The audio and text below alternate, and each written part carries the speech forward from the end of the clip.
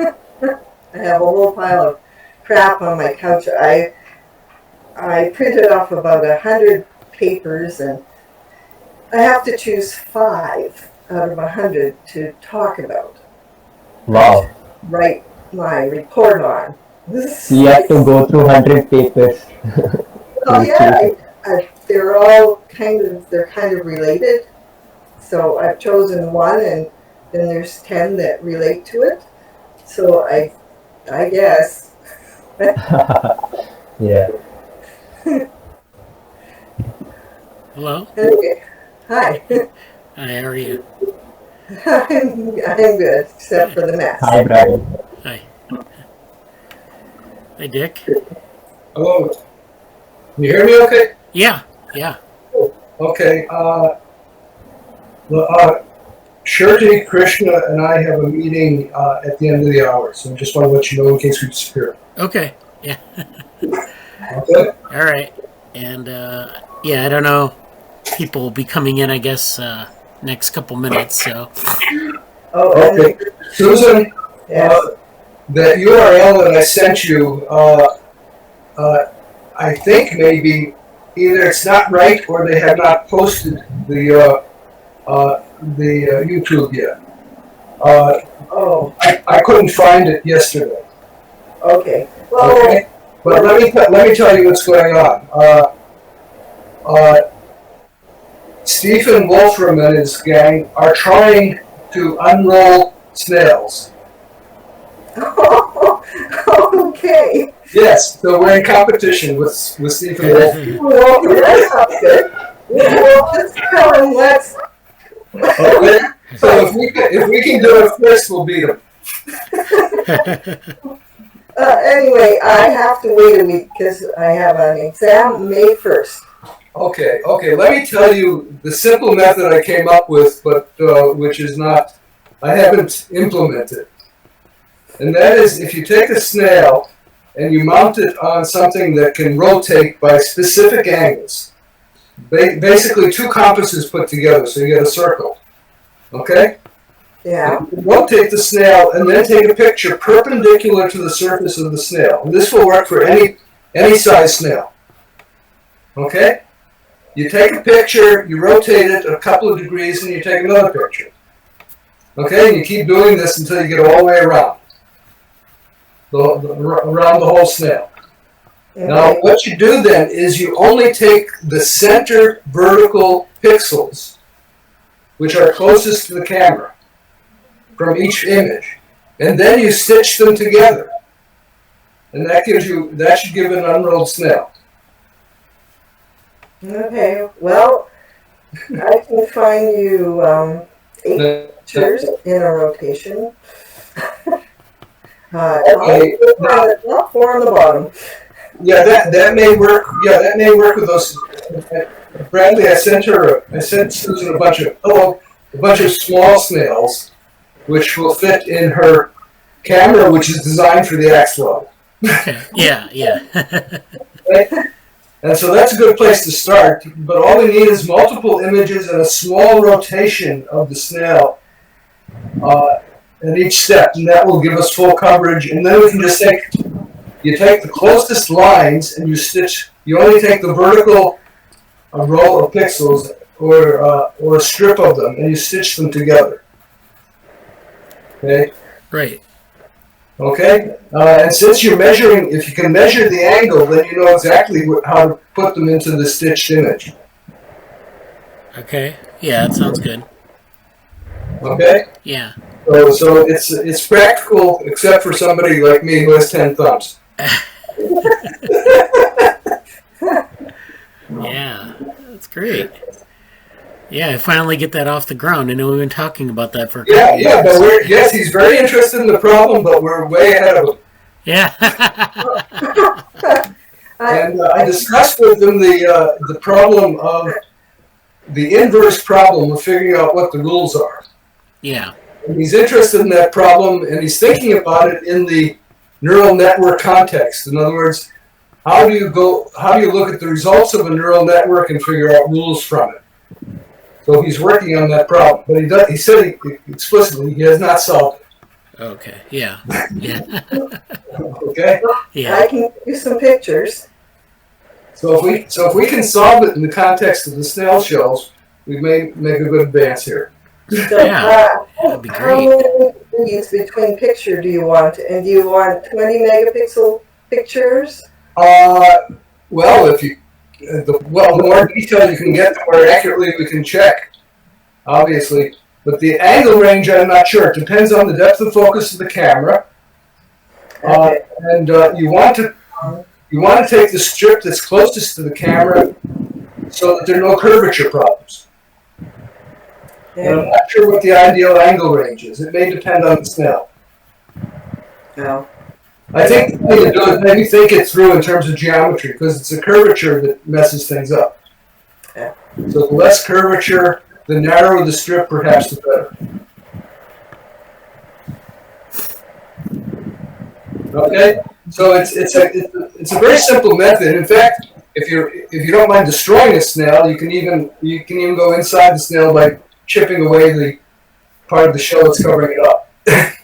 I don't know that. No, I will do that at first. By the way, you can buy snail shells like these on Amazon for $15, $20, I think. Yeah. And they'll send you a whole bag. Yeah, they'll send you a whole bag of them. How about the cigar-shaped ones? You know that? I don't know. Look on snail shells on Amazon. Oh, okay. See what they've got. Okay. I have some upstairs somewhere. So yeah, there's all sorts of there are lots of them. They're called cone snail, CONE. Oh, okay. Yeah, and they're real nasty snails. They attack other snails and chew holes in their shells and eat them. Oh. So the beauty of the beast, wrapped in one. Cone snails, huh? Yeah. Cone snails is what most of them are called. Though the patterns form on clams too. I did send you any of the clams. All right. I've got a few small clams, but they're not so small that they might fit. Anyway, the one I sent Susan I don't know what I sent, about a dozen or so. 10. 10. Okay. Yeah. And the paper I sent you, I wanted you to read the part about the cuffers. Is it cuffers? Oh, okay. I put the paper in the Bradley's list. Okay. Yeah. Okay. Yeah, I think I sent it to him too. Anyway, it has the elongated cells on the front and the enlarged cells on the back, and that seems to be how it moves through the embryo. But I think that it's changing cells, or it doesn't tell me enough. Like the paper says, oh, we're just treating it as though it's self-propelling and goes through the embryo, and I'm going, no, it's got to be switching out cells. Well, maybe you and Bradley should schedule a report on this paper. Yeah. Yeah. Okay, well, I'm going to be writing about it for my report in my course. Okay. Another 4,000-page essay. So, Yeah. anyway, Call from 20424221226. I hope somebody's got the rest of that. Call from Okay. Okay. Shruti and Krishna, we have a meeting with Chang Zhang in 1 hour. Okay? Okay. Okay, so you get the meeting. Oh. Okay? He's already chosen, he'd like to work on the deconvolution problem. The iterative deconvolution. Okay? So I had some doubt regarding the MART algorithms. I read your paper. the MART algorithms. Oh. Maybe we can discuss that in that meeting. Yeah, well, all art algorithms are inferior to what we're planning. Okay. Anyway. Yeah, Bradley, we just yesterday got our paper on the fish ladder model for Abiogenesis submitted. Okay. That sounds good. Is this to Biosystems or another journal or? No, it's for a volume in the astrobiology series on conflicting models for origin of life. Okay. All right. Well, Yeah. what this paper is about is it shows that it might be possible to get an origin of life at thermodynamic equilibrium. Okay. Okay, which is really heretical. Yeah. Okay, I'm sure we'll be pounced upon. Yeah. Yeah. Okay. Yeah. That's done and off, and we'll see what the reviews look like. Yeah. Yeah. We'll see. Yeah, the idea is very simple. A fish ladder is sort of a staircase for fish to get around the dam. Okay? Yeah. And that means that each step in the ladder, there's a little pool of water that's quiet and calm, relatively. Okay? Right. Well, the fish has to jump up, or it may jump down. It may go in the wrong direction. Okay? So if you have a whole ladder, then what's the probability of getting all the way to the top? It turns out that only a few % of fish make it all the way to the top. Right. where anyone has bothered to measure it. Okay? Okay, now the idea is, do you know what the reaction coordinate of a chemical reaction is? I think so. Okay, it's the activation energy you have to get over to get to the next step in the chemical reaction. Okay? Well, if you do that, then there's a probability of going backwards. And there's a little bit of a hill you have to go over to go backwards. So each step has a metastable state. And the idea here is that to go through, what's the probability of getting all the way to the top for a molecule? And it turns out if you do around 10 to the 40th experiments, you can get up 20 steps. Yeah. Okay? Now, 10 to the 40th experiment sounds like a lot, but it's possible if each experiment is one vesicle, and you have lots of vesicles on Earth coming from meteorites. Right. Okay? So the numbers are not absurd. Right. Yeah. Okay? So that's the general idea. Maybe you can put one of these guys to give a Krishna or Shruti give a presentation on it. Yeah. Yeah. I think we're now ready. Look, we can see if they understand it well. Yeah, that'd be great. Okay. Yeah. And anyway, it opens up all sorts of interesting questions. Like we only used a line of fish ladders. What happens when there's a network of fish ladders? Okay? Right. We don't really know. There's a little bit of speculation in the paper on that, but it's not adequate to answer how it works when there's a network. Okay. Okay? And since you're very interested in networks, this might be a good thing to look at. Okay? Yeah. Yeah, that would be interesting.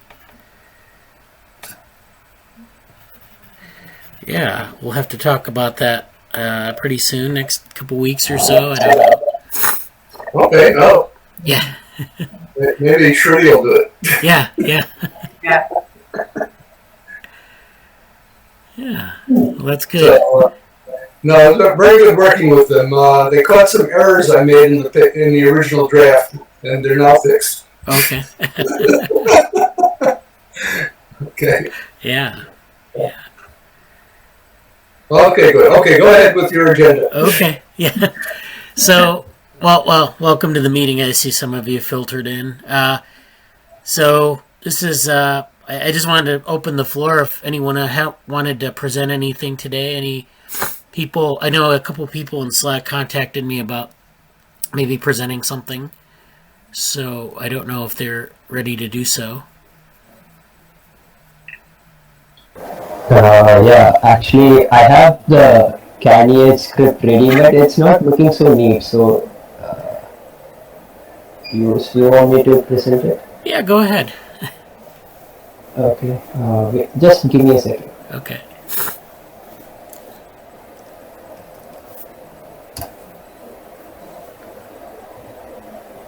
Okay. Yeah.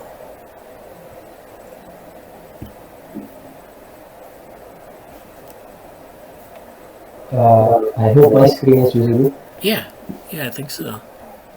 Okay, so yeah, this is the script I wrote for segmentation of the embryo. So axolotl embryo. So the thing is like first I'm actually using this command to read it in the grayscale, and this is a OpenCV method called adaptive threshold where we can convert it into black and white binary so the image is being written again. Well, ultimately I have used some CAN-H algorithm here for detection using some 35 and 40 threshold to detect the boundaries of the embryo.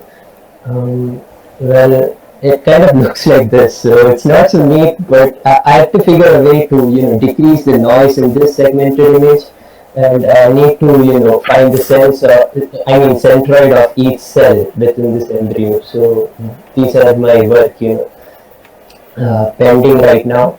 So yeah, I've taken this image from Gordon and Susan's paper. What was it? I think 4D reconstruction of axolotl embryo. Yeah. Okay. So the data set was not so neat. Like I couldn't figure out the boundaries which was provided to me in the data set. So is that going to be the data set like for the project also? Well, it's a similar type of data, so it would be a very similar type of image. Oh, okay. But it'd probably be a higher resolution if you took it from a figure. Then it would be like you'd have the full resolution. Oh, okay. Well, I guess I figured that out. Yeah, but that's it I have to show for now.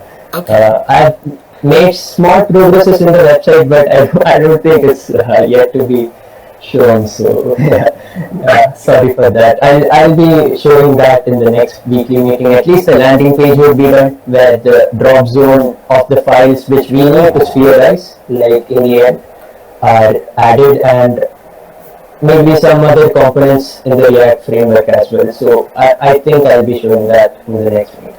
Okay. That's good. Thank you. What programming were you using? It's just Python. This is Python, and the website is JS, React framework, and JS and CSS, HTML, all those stuff. So. Okay. Thanks. Yeah. All right. Yeah. So we have a couple things in the chat here.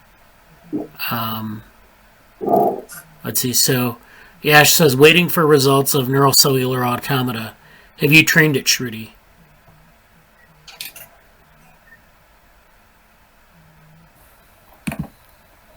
No, I could not train. Actually, I could not get enough time today this week, so maybe next week. Okay. All right. And the next one is Mainak. The edge detection algorithm looks neat. Maybe try using some cropping algorithms. What is a cropping algorithm? I don't know.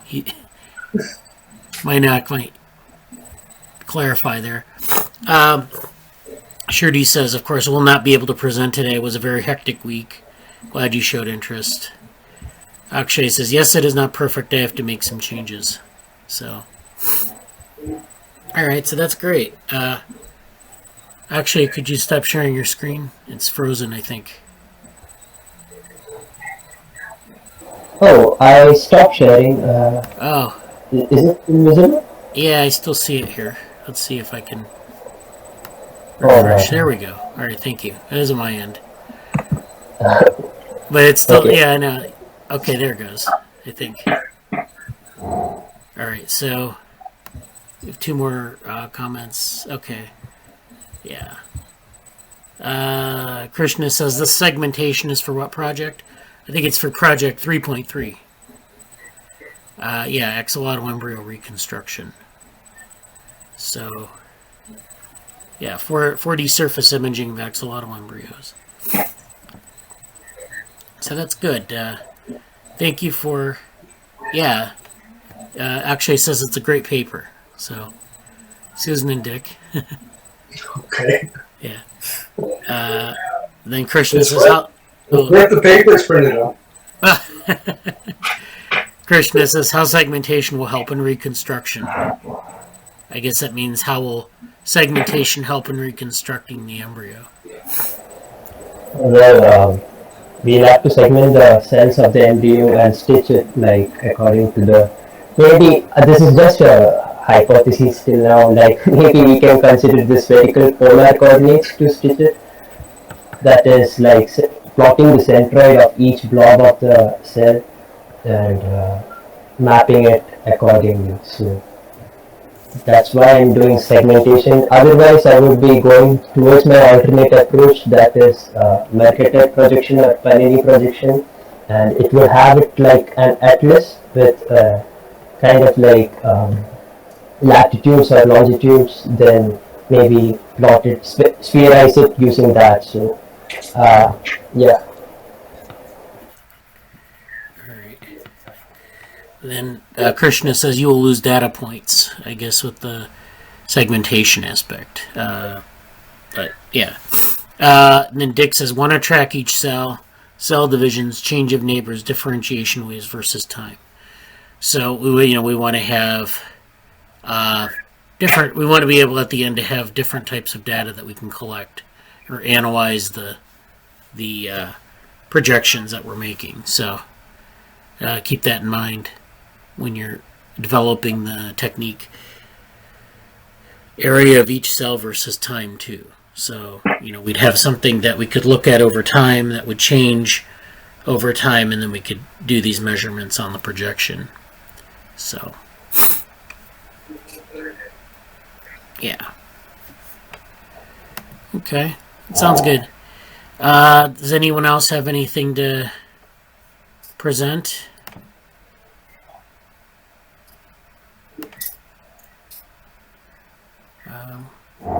If not, I'll start in with my stuff that I'm going to talk about here. Okay, and then Akshay says here, could be done, we'll add it to goals. And then Dick says, where possible, also label the cell as to type. Yeah, so these are all things, of course, that we should if you're doing project 3.3 to keep in mind. So let me share my screen now. And if it'll let me do this. Okay. Alright, so my screen is being shared.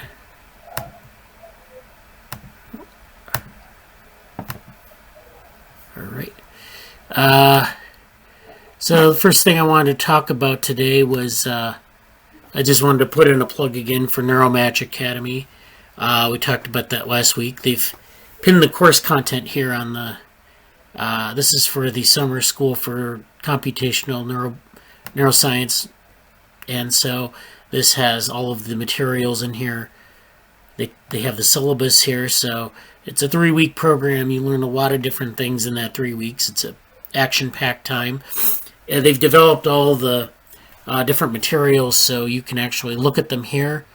Tutorials, projects, and a welcome video. And they go through, what the different things that you'll encounter during this summer school. So there's a primer on Python for NMA, which is the academy name. And so you get a refresher on Python, and they have those. Those are pre-workshop or pre-summer school. And then you get into week 1 where you have model types, modeling practice, model fitting. So a lot of stuff on models and dimensionality reduction. Then there's a short piece, I think, every week on professional development. So this is for like how to, network or to get in touch with mentors or things like that. It's always useful. Then week 2, you go into different types of statistical models. So you have Bayesian statistics, linear models, decision making, optimal control, and reinforcement learning. then in week 3, they talk about neurons and networks and causality, and then finally deep learning in the last 2 days. And so I know Jesse did this last year. He can tell you all about it if you want to know more. That's, it's like one of these intensive workshops where you spend like 6 days during the week, each day of the week, engaged in these lectures and in meeting with your group for a group project and studying. And then, the idea is this sort of fire hose approach where you learn as much as possible in a short period of time, and then you hopefully retain some of it, and then it helps you later on, and then you have all the materials to consult back to later. So that's and then of course, as I said, I think last week, they have not only a computational neuroscience course, but this year they have a deep learning course, which is just devoted to deep learning. They have a lot of speakers here that are high profile. And then they don't have the course materials up for that yet, but they basically have an outline of a syllabus here. So you're going to talk about a lot of different types of models, optimization, regularization, multi-layer perceptrons. So some of you already are pretty familiar with this stuff. So you can apply to be a TA for this if this is something that you think you could do. But you can also, of course, apply to attend. And so I would recommend that you maybe check it out. Looks pretty interesting. So I wanted to also then move on from that and talk about this Networks conference. So this Networks 2021 is this is the conference where we got a abstract accepted on Embryo networks and Connectomes. And I think I showed this a while back, this abstract, and this is going to have to be like a 12 to 15 minute presentation. So this conference is in July, and it's a virtual conference, and it's actually a pretty good conference on networks. It's sort of the premier conference on networks. They've joined the NetSci conference and Sunbelt conference, and it's joined into network. So they have the main session. It's all going to take place virtually. I'll talk more about the presentation when we get closer to the date. And then there are all these satellite sessions. So I've actually submitted to 2 satellite sessions. One is the network neuroscience, and the other is something called TopoNets. And this is the submission for TopoNets, which is this Euler cycles for life. And I presented on this a while back, and I did a lot of work on this. This is just me on it, and I kind of worked it out into a 2-page extended abstract. So this is basically boiled down from this presentation, taking the best parts. So the idea is to take a morphology or a set of cells in a colony and represent it as a network. And then the idea isn't so much to look at the nodes, it's to look at the sort of the shape of the network and the edges. And so the idea is to calculate an Euler path through all of the edges. And the idea is yeah? Can I make a comment? One of the things in Stephen Wolfram's presentation was that he's going after the problem of continuum representation of embryos. And he's doing this by taking each node in a graph such as you have and replacing each node by a small graph which represents things like the reproduction of a cell. Okay? And then he gets a family of these things, and they have all kinds of interesting shapes. Okay, so he's using, in other words, similar to the old Snell patterns, he's taking a graph and propagating graphs from it by replacing nodes by small graphs. Yeah, like a fractal type of network, or yeah, and he's getting very interesting structures.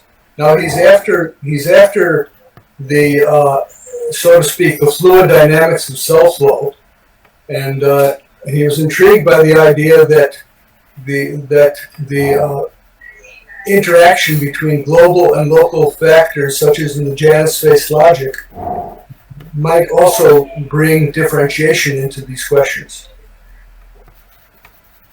Yeah. Okay? But it was very similar to what you just showed, except that it grows over time. Yeah. Yeah. That's why I hope we can get a hold of a URL for his talk on Saturday night. Yeah. Yeah, that would be great. Well, yeah. I know you sent something out, but I don't know if that's the same one. Yeah. Well, I sent something out which was sent to me, and it turned out I couldn't find it on that. So I've written the person who sent it. Okay. But they may have posted it in the meantime. I don't know. All right. It was yesterday. Yeah. So yeah, this isn't exactly that, but the way that this works is that you have these morphologies and you have these networks, and you don't worry about the nodes so much as you do the edges, and then you draw like what they call an Euler path through each edge, and you try to evaluate the topology as a whole topology, or if it breaks into different like modules. So if you can't complete an Euler path, that's sort of like the foundation of a module. And these networks grow over time, so you can add to the networks and see how you can evaluate them at each step to see how they grow and differentiate. And so, I talk a little bit, it's 2 pages, so you can't get very much into that space. But I've also shown a tree where it's broken down into a tree where there are growth rules applied, and you expand this shape so you can have reproduction or mutation, and introduce different shapes, and then evaluate this with this Euler path, and you see if you have, and then these scores represent the completeness of the Euler path. So in some cases, you have a complete Euler path. So in this lineage you have completeness. In this one you don't. You get like you get these sort of modules forming, and then the growth rules might change so that you can recover completeness going down the lineage. And so I hope that maybe if it gets accepted, I give a talk on it, I can sort of flesh that some of that out a little bit more. So this is an iterative process.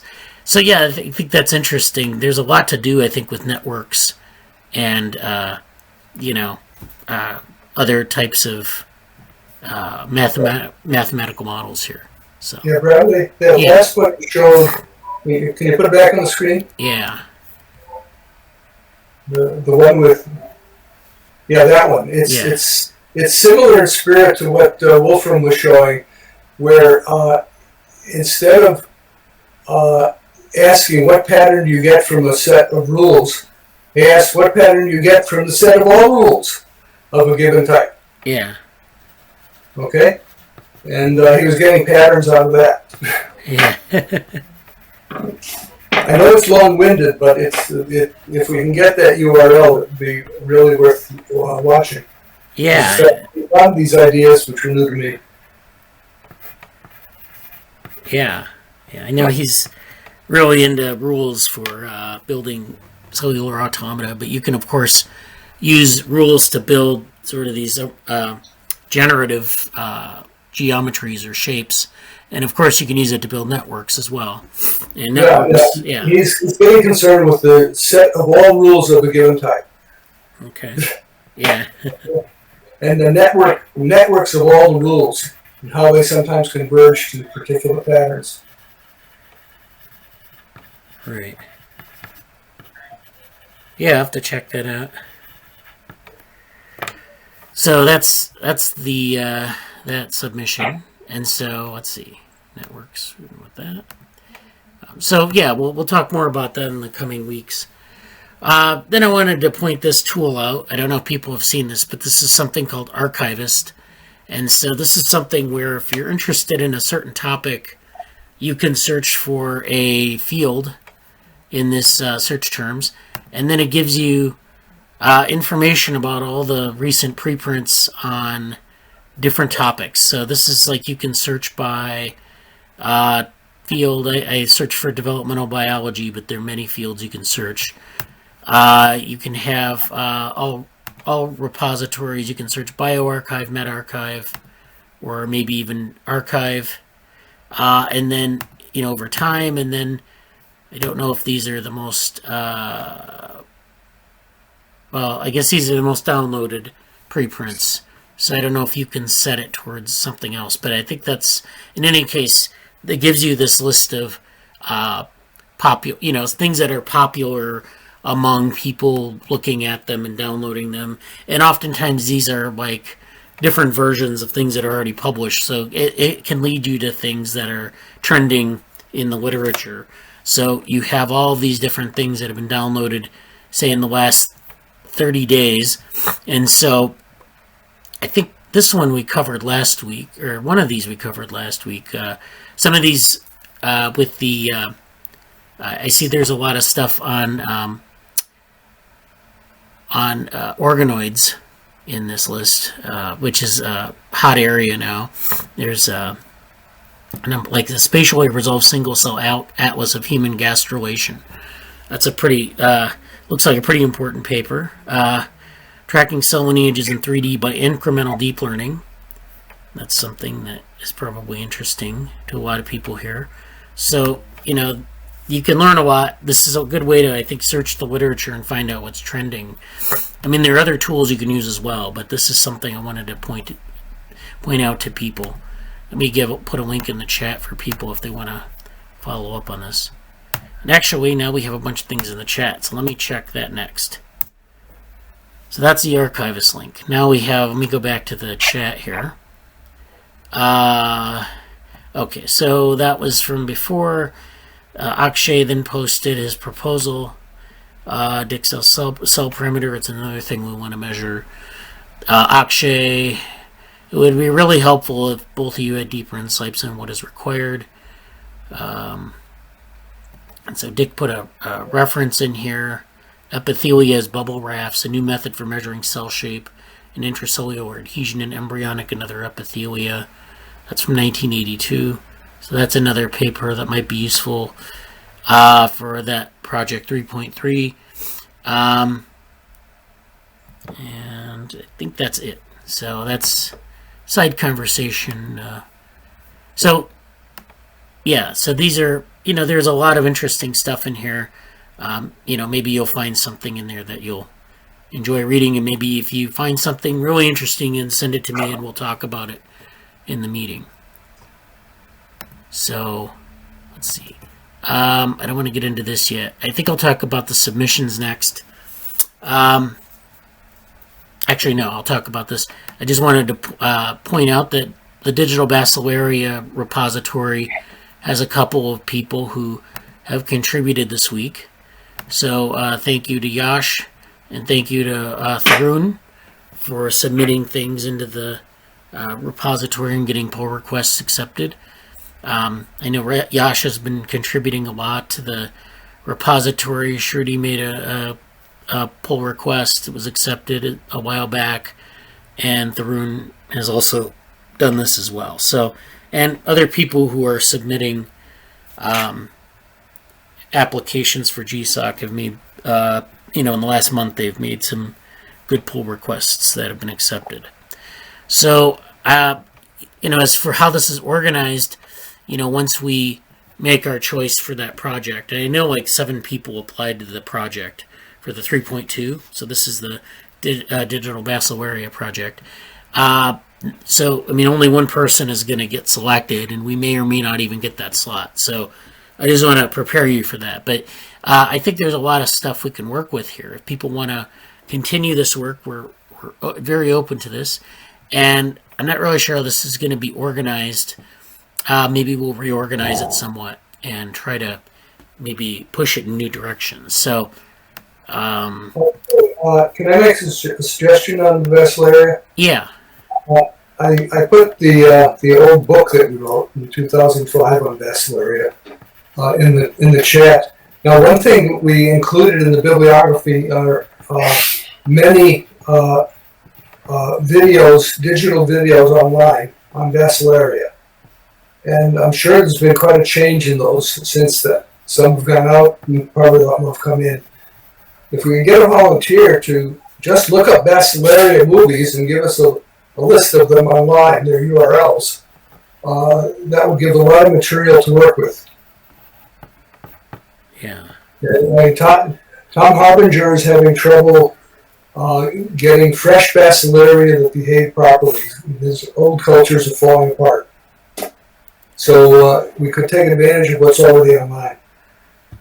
Yeah. Yeah, that's a good point. Right. Yeah. So if any of you feel some bibliographic tendencies, and just search the internet and get the URLs for Bacillaria movies. Yeah. Yeah. So there are a lot of we actually for the paper we put out in 2019, 2020. That paper had a lot of we drew from some of the movies that are online, and there are things on YouTube where people will take microscopy videos of Bacillaria, which is a type of diatom, and they'll look at it over time, and they're varying quality, so that's an issue. Yeah. But there's something in there. Yeah, no, the issue of varying quality is interesting. We recognize Bacillaria easily by eye. Can you write algorithms that can handle the varying quality of those movies? Yeah. Yeah, maybe that's something that we can apply an algorithm to. So yeah, there's a lot of potential here.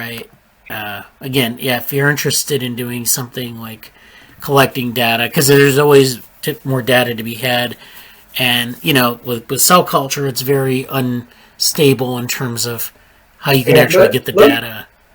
Let me make a suggestion. Thomas Harbinger is having trouble with keeping the cells in Bacillaria in focus. Okay? Now, if you look at a movie, if an individual cell goes in and out of focus, perhaps one could identify the in-focus image and then use it to backtrack to the places where it's out of focus and substitute the in-focus image. Yeah. Okay? And then you might, in other words, using time, since the shape of an individual cell, unless it's undergoing a cell division, doesn't change, you might be able to make a high-quality movie out of one that's in focus in many steps. Yeah. Yeah, that would be one possible solution. It's a form of time travel. Yeah. So it would be like a composite movie. Yeah, it'd be a composite movie, but then you substitute the in-focus image wherever you have an out-focus image, and you can be sure it's the same cell. Yeah.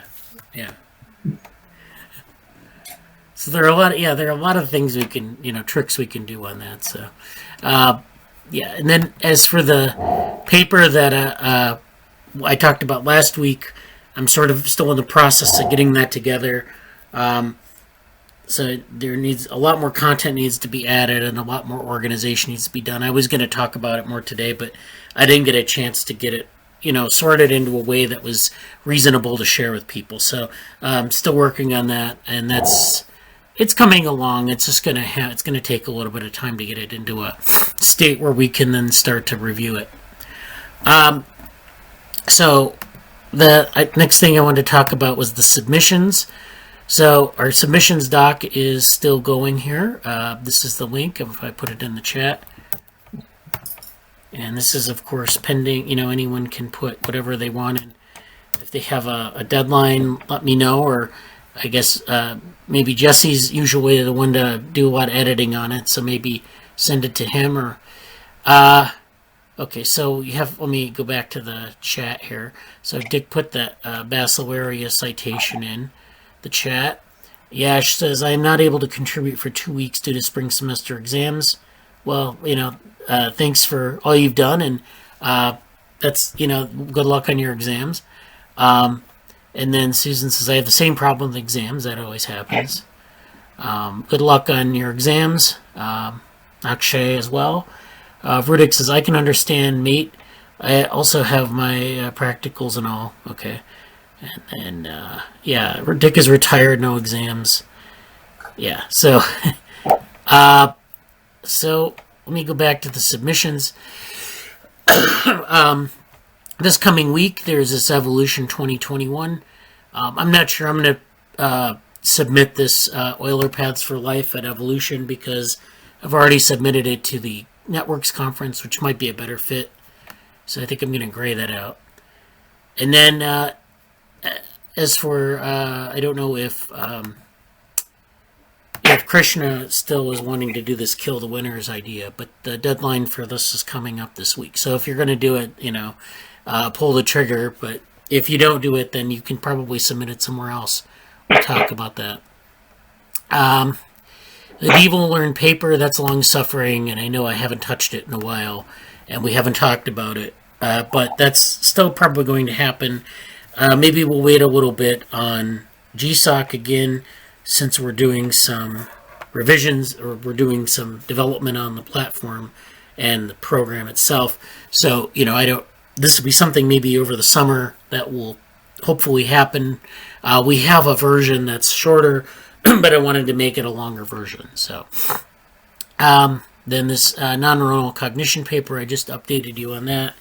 This is, there's obviously an extension on this that I negotiated. So this is going to be probably later on in the spring or summer when this is done. This International C. elegans Conference abstract, we haven't heard back on that. This is the, let's see. Well, we have these different things that are like accepted and out, that's in the green. These orange things are things that have been submitted, and some have been accepted, some not. So this is the one, growth form in the theory of deep learning, that was submitted to Net Neuro Satellites. So that's part of the Networks 2021 conference. We haven't heard back on that. The Networks 2021, the Embryo Networks plus Connectomes, that was submitted, that was accepted, and so we're waiting to find out when that presentation is going to be, but it's basically going to be a 12 to 15 minute presentation. Then there's this ANN's BNN's paper for ALife 2021. We're still waiting on that, although they're supposed to let us know any day whether that's been accepted or rejected. And we have things like the Boring Billion, this idea for a book contribution, the Kindle book idea, mathematics, a DevoWorm idea. So there are a lot of things hanging out there. I just wanted to remind people of those things so that if you're interested in pursuing it, it's kind of front of mind. Then this is the Euler cycles for life. This was submitted to a satellite called TopoNets, and again, this was just submitted, so I don't know if this has been accepted or rejected yet. We're waiting on that. And then there's some other things coming up. This Testa-Williams symbiosis, molecular level simulations of diatom motion jerkiness. Those are all things that are sort of on the list. And so then finally, if some of the machine learning oriented people are thinking of NeurIPS, the submissions are in May, and they have other workshops and satellites that have later deadlines. So that's pretty much all for the submissions document. I talked about digital Bacillaria, didn't talk about the group meetings. Just to let you know, we do have these group papers that I kind of have a list of here that we, if you want to check these out, if something strikes your fancy. This non-neuronal cognition section, these two papers are going to be combined into this paper I'm kind of organizing now, so I'm going to update this link accordingly. But, a lot of these are kind of in various stages of completion. And then remember, don't forget that we have our project board, and I know that Jesse's been updating this as well as myself. And I bring this up because there are a lot of things on here we've kind of forgotten about, although this Seashells issue is coming to the fore, so maybe we'll put that in action item. And a lot of these things actually have been completed, so we're actually on track with some of these things without actually consulting the board every week, so that's good. But there are a lot of things on here where, maybe they've fallen through the cracks, or maybe they're things that we need to update with respect to what's going on in the group. So, I don't know about this fish ladder. This is I think maybe in progress, or I guess finished now, or Yeah, well, submitted. submitted. See what Okay. they're up to. So we'll put like in progress, and then we'll see. So yeah, again, there are a lot of things in this issues board. If you can think of an issue, you can submit it, or send an email about it, and we can put it on the list so we can review it at some point. Finally, I wanted to get to the papers, because usually we have a lot shorter period of time for this, but I know some of you have to leave at the top of the hour, so I got a number of papers. It's sort of backlogged here. I got a couple from Susan this week. She sent a couple of papers along, and then I found a couple papers. So let's see, where would we start here? Why don't we start here? This is something Susan sent. It's called Intelligence Without Neurons, a Turing Test for Plants. Or it's a Turing Test for Plants? It's a question. It's in the journal Protoplasma, which is a plant journal, I guess, or something like that. So this is,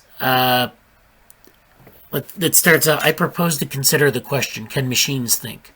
So this is something you don't necessarily think you'd start out with in plants, but this should begin with definitions of the meaning of the terms machine and think. So that's, obviously. With this proposal, Alan Turing moves into the question whether intelligence is bound to neurons. It is remarkable that he begins a seminal work on that, what today is so readily and inappropriately called artificial intelligence. And so they kind of get into this idea of non-neuronal cognition. They ask, do you even need neurons for intelligence? And so, some people might think of intelligence as sort of what they call anticipatory systems. And we know that there's been work by Robert Rosen on anticipatory systems with respect to biology. So, there are already these connections with biology and with, regulation in the biological world that are sort of at least consistent with the idea of intelligence. So if you think of intelligence very broadly, do you really need neurons, or is it something else? Is it actually that neurons are a means to an end? Yeah, there's a whole book, I think, by the title The Intelligence of Plants. Okay. yeah. This is kind of goes through this question and kind of going through whether plants can feel pain, for example, or whether plants are endowed with consciousness. And, this is, of course, these are things that are hard to sort of prove and hard to get a scientific cast around. But these are things that, if you think of intelligence broadly, you can at least begin to answer. And so I think there's a substantial literature trying to figure out if paramecia are intelligent. Yeah.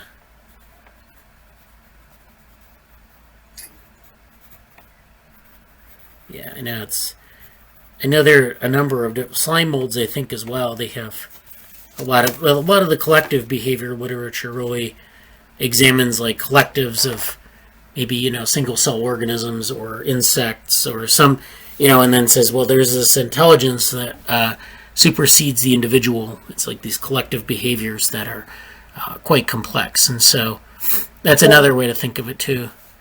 There's a whole YouTube video about this, Intelligence Without a Brain, I think it's called. Okay, yeah, that's the one that yeah. So, this paper goes on about developing a Turing test for plants. So there are arguments against the plant neurobiology, and so this is the con part of this where they kind of say, well, there's not really a neurobiology of any sort. So plants share with animal cells, as with all other cells, the ability to generate membrane voltage, and can, under certain circumstances, even generate action potentials. And there's also a vascular system that transports water, but also signals. But then this gives you this network throughout the organism. However, without a phenomena whether a phenomena is a signal or a biphenomena depends on its meaning. So then they get into this notion of whether that network actually transmits information like a brain might. And so this kind of goes through a little bit of this. And so this paper kind of goes through a lot of these arguments. Plants can anticipate, so that's a point in the favor of this idea. And that's the entire paper. So it kind of talks about, I don't know if it's necessarily, it's like 3 pages, so it's not really delving super deeply into this topic, but they kind of go through a lot of the different things, like they go through the McCullough-Pitts model as a metaphor of neural learning. So, to think about it in terms of those type of models. This is actually a lot of the stuff that's going to come up in the Bacillaria non-neuronal cognition paper. There's a lot of these sort of ideas. So this might be a good thing to cite in that context. So basically the takeaway message from this is that plants can anticipate. They don't necessarily have a neurobiology. There is a stimulus response in plants, but is that a sort of a consciousness or not? And, what does that mean? Does that mean that is there a Turing test that you can develop that says whether plants are self-aware or not self-aware? But maybe that's not even the best way to answer that question. Maybe it's just a matter of seeing whether they have this ability to process information. That's an interesting paper, and it's definitely something that's going to drive, I think, a lot of discussion. Let's see. This is another paper here. This is Build Me an Optic Cup, Intrinsic and Extrinsic Mechanisms of Vertebrate Eye Morphogenesis. This is something from this year. So this is a developmental biology paper. And so the abstract, I'll go through the abstract here. The basic structure of the eye, which is crucial for visual function, is established during the embryonic process of optic cup morphogenesis. So this is your eye. It's sort of the cup where the eye is going to form. Molecular pathways of specification and patterning are integrated with spatially distinct cell and tissue shape changes to generate the eye. So you have the specification and patterning that's spatially distinct. So you have different things happening in different parts of the cup that have to happen in that order, in that spatial order, in order for the thing to function. So they have discrete domains and structural features: retina and retinal pigment epithelium enwrap the lens, and the optic cup fissure occupies the ventral surface of the eye and optic stalk. So again, these things have to be in the right place, and they have to occur at the right time in development for the eye to be built properly. Did they compare it with the octopus eye? I don't think so. The octopus eye is similar to ours, except that it's inverted, and yet it's better. The photoreceptors receive the light directly rather than ours, which go through the nerve connections. Okay. Okay, so it'd be interesting to compare whether or not the octopus does it similarly, but also does it better. Yeah. I'll make a note. All right, so the idea is that you have this set of signals, a set of operations that have to be in the right order and in the right place in order for the eye to work. And it differs by organism, but you have this, so this process has to be sort of in place. So interest in the underlying cell biology of eye morphogenesis has led to a growing body of work combining molecular genetics, and imaging to quantify cellular processes. So you can look at things like cell adhesion and what they call actomyosin activity, which are these sort of they're almost like little muscles. They're myosin. And they're used in the cell to for different things involved in cell movement and migration. These studies reveal that intrinsic machinery and spatially temporally specific extrinsic inputs collaborate to control dynamics of cell movements and morphologies during this process. So there's this intrinsic machinery, and there are these cues from the outside that work together to control this process. Here we consider recent advances in our understanding of eye morphogenesis with a focus on the mechanics of eye formation throughout vertebrate systems. So not octopus, but through vertebrate systems, including insights and potential opportunities using organoids, which may provide a tractable system. So they sort of get on the organoid bandwagon here. And so this paper goes through sort of the steps in development. So there's evagination, which is something that happens during the formation of several tissues and organs, which is this process of folding. And there's also invagination and elongation. So there are all these different types of folding and other movements amongst the cells to form different shapes. And you can actually replicate these in an organoid, and they show in this organoid here that there's this stem cell cyst that can then be guided towards this sort of invagination of the organoid that sort of mimics this invagination of the optic cup early on. So it's just a folding in. Yeah. I've got a question. Did they discuss any possible feedback between vision after birth and shape of the eye so that you get a sharp image? I'm not sure. I don't think so. They just talk about, I think, just the early development, and then, yeah, they don't really get into the after birth or, later on in development when it's actually trying to see. Yeah, I don't think so. It'd be interesting to know if there's any feedback. We'll put eyeglass manufacturers on business if we figure it out. Yeah.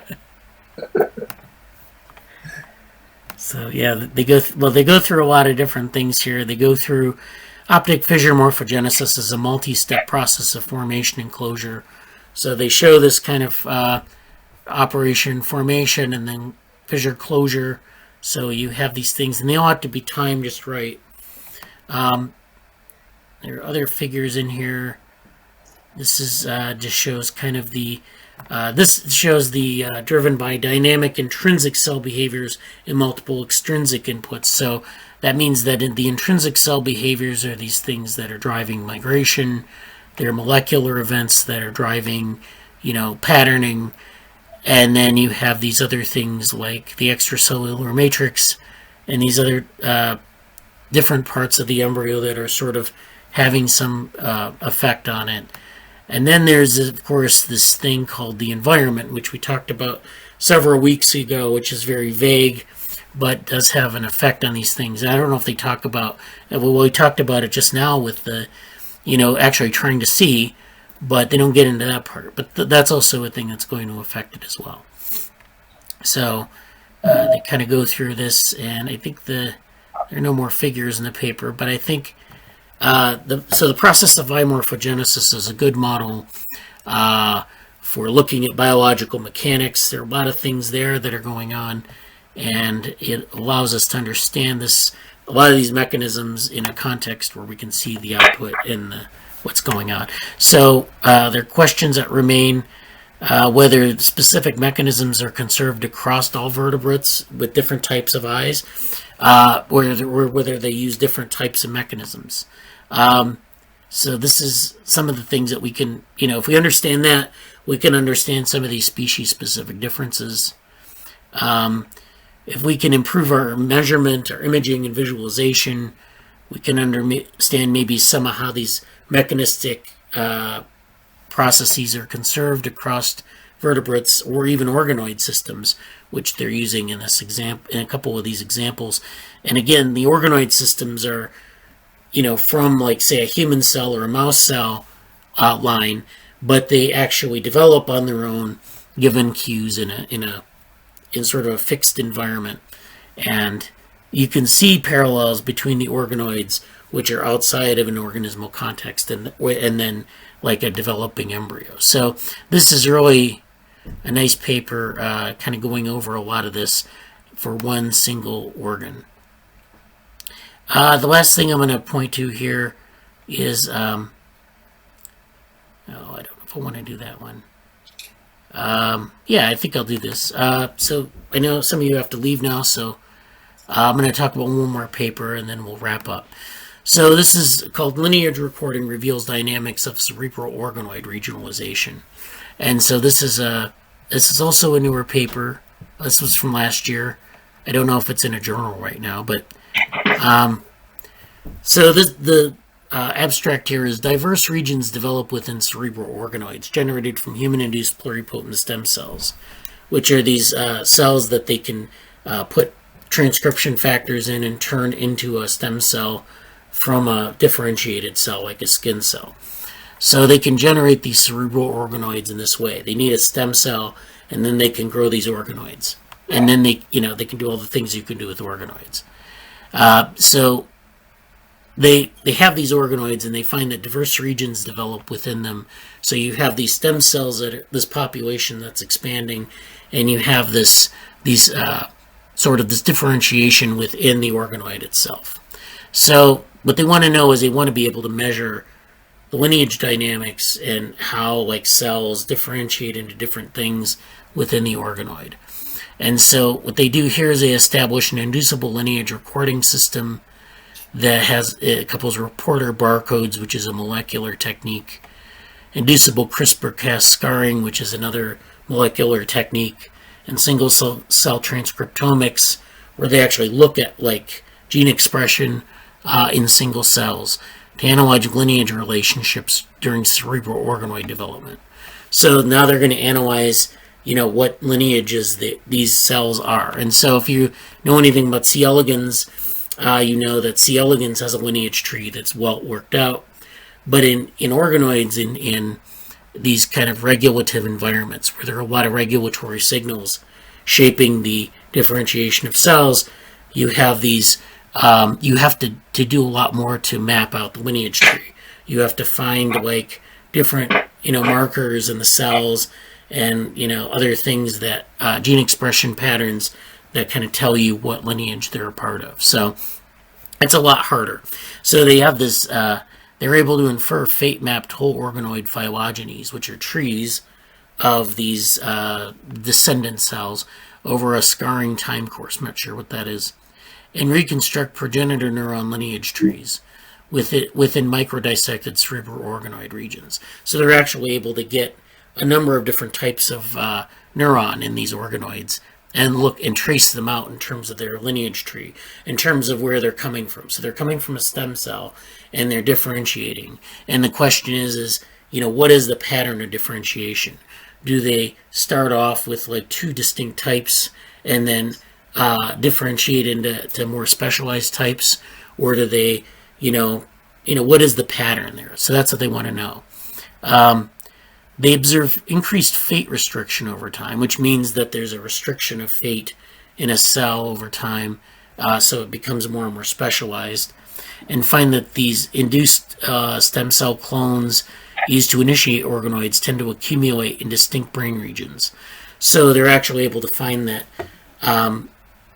the initiating clones, the clones from the initiating cells, sort of accumulate in distinct parts of the brain. So it's I don't know what that means, but it's an interesting finding.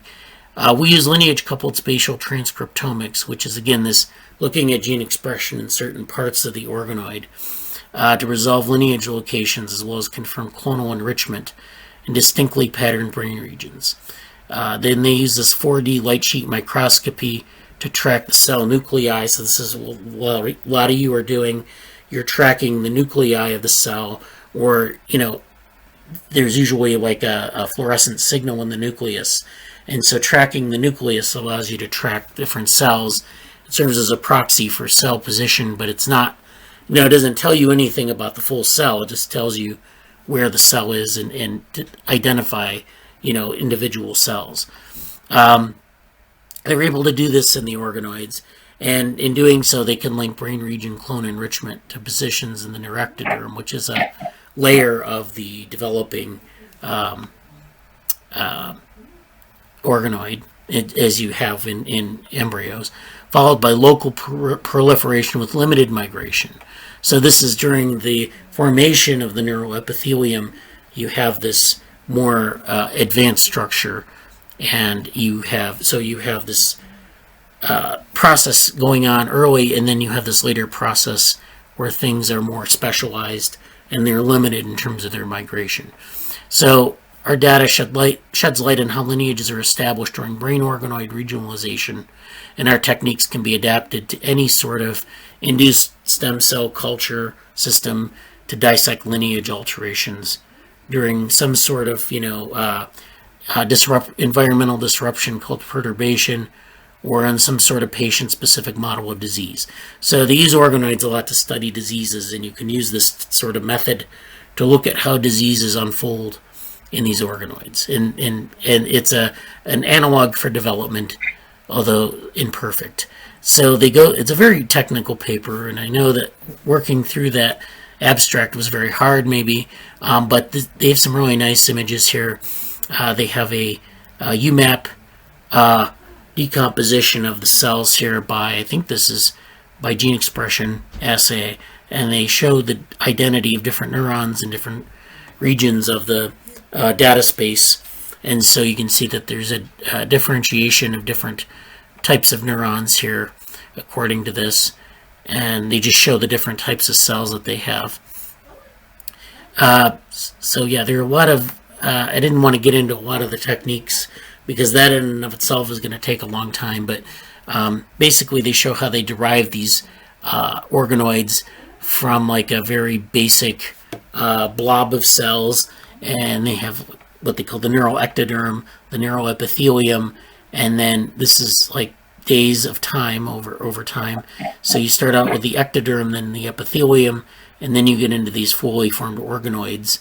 And then at 30 days post plating these into this culture, then you get this, you do the RNA-seq, and you look at this, and you get this sort of map. So this is a process that takes about 30 days to grow out, and you can see that there are all these different stages of development in between. So the organoid forms by a process very similar to development. I mean, there are a lot of nice figures in here, so I don't know, maybe there are more figures than understanding, but that happens with a lot of high profile papers. I imagine this is in one of the major journals by now, but yeah, so just wanted to show how they do some of these things. They're looking at different clustering techniques, and then trying to infer a lineage tree from this. So you have a lot of different. So these cells get mixed in. It's not like C. elegans where they have a very distinct location that they're going to end up in. There's a lot of mixing, and there's a lot of local signaling that influences what these cells become. But you nonetheless trace the lineage and get different types of lineage trees reconstructed from this. It's a much harder process. So that's all I wanted to point out in this. I think that's a interesting area with organoids, and I didn't get to a lot of these papers. We're backed up with papers, but I want to thank Susan for giving us some papers to review. Let's see. So we have a bunch of things in the chat here. Let's see. These were from before. There's Augustin Ostachuk. Please invite him. I will. He wants to join the Williamson Project. We still need a volunteer to see if EndNote Basic works. So we still have that. Okay, so you're going to Skype with Chenjiang. Let's see. In the middle of the organoid, there's a different environment from the outside. Okay, so that's good. Octopus Eye References. These are on the octopus eye we mentioned earlier. A lot of them, actually. So if you're interested in that, what is the title of the paper? Which paper was that? We had a couple of them here. So just the last one, because I sent it to you. Okay. Yeah, so the lineage recording reveals dynamics of cerebral organoid regionalization. That was the last one we did. Let me put that in the chat if I can.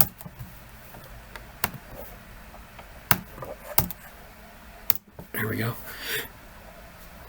And the other ones were this Build Me an Optic cup, which was the one on Imorphogenesis. And then the one you sent me, Susan, was the Intelligence Without Neurons, a Turing Test for Plants. Yeah. I think it would be great if you could put the titles in the chat for these, because I'm often scrambling for them. Yeah. That's the thing. Yeah. I'm trying to figure out a better way to present these in the meeting, but I mean, I think, like, I can, yeah, let me put the titles in for this week. And then let me get the Optic Cup one.